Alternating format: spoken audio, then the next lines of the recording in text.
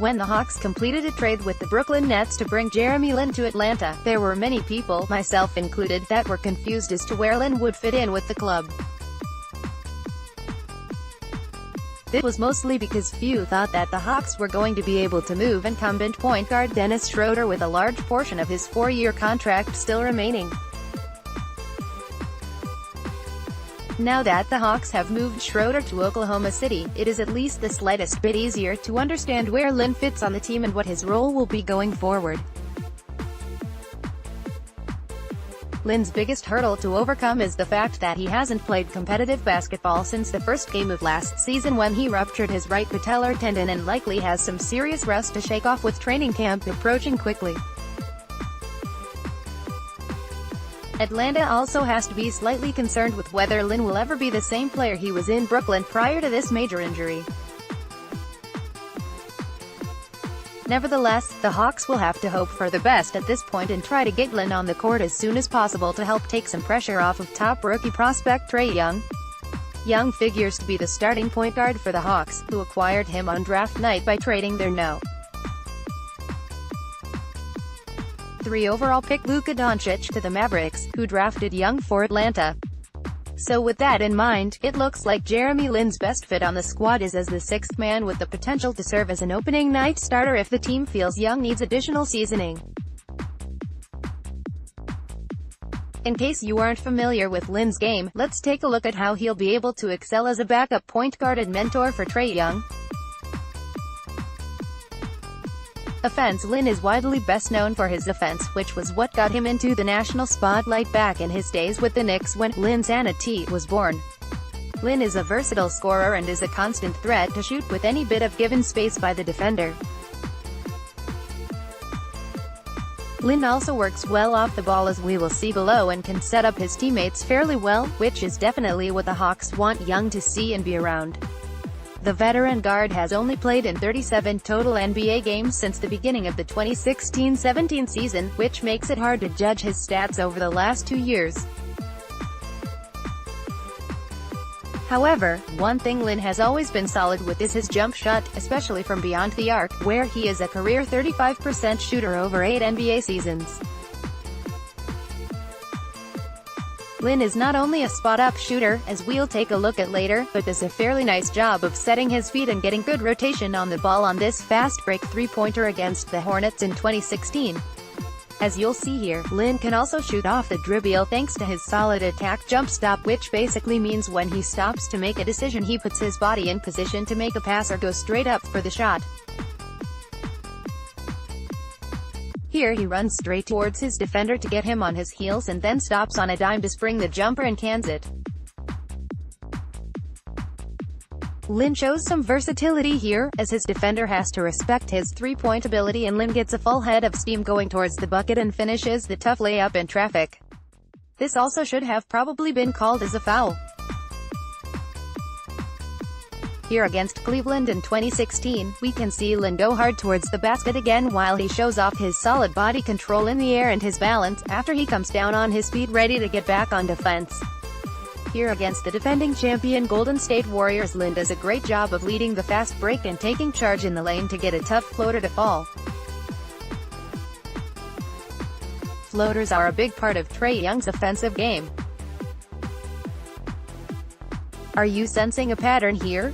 In this clip against the Raptors, Lin shows a great ability to play off the ball, which is something Hawk fans might see Lin doing this season in a pairing of he and Young in the Atlanta backcourt.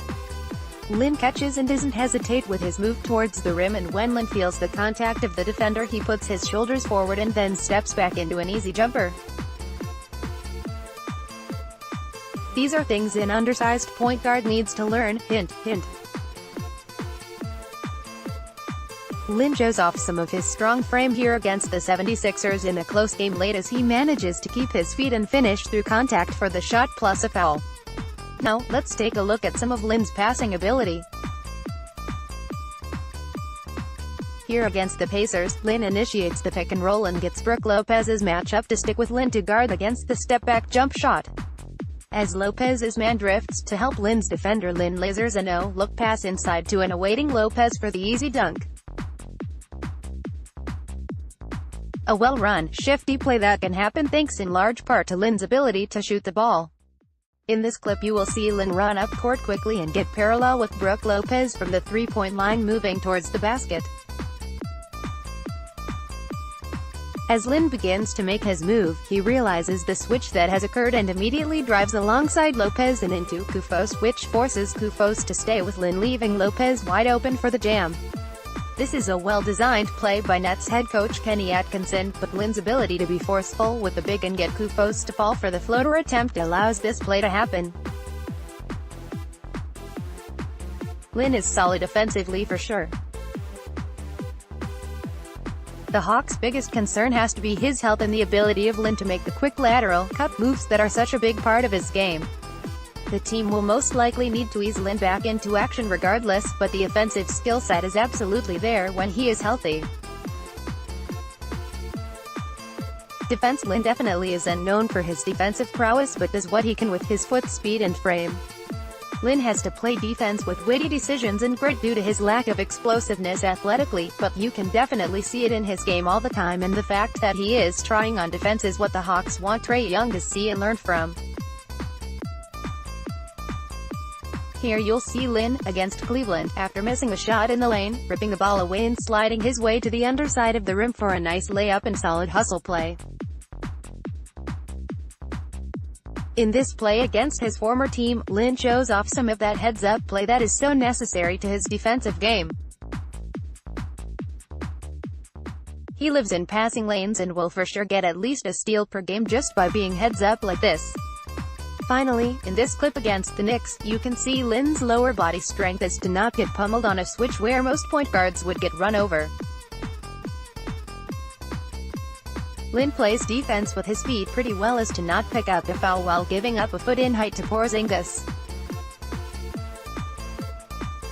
Overall, Lin is not first-team all-defense, but he can definitely show up on a nightly basis and gives effort even in situations like the one above where no one would blame him for taking a play off. Lin uses his smarts and good speed to jump into passing lanes and can at least survive as a defender of opposing point guards. What you can expect from Jeremy Lin in the coming season is a player, if healthy, who can average 15 points and 5 assists off the bench while playing passable defense. He is an asset on the right contract not only for his scoring ability but also because he has been around the league for a few years and is a perfect veteran to have around a young team like the Hawks. This is proved by his teams of choice over the last 4 seasons, which have all been young. If Lin can get healthy and play this season, I predict Atlanta fans will love him, and, if he plays well, the Hawks might even have a nice mid-season trade chip on their hands.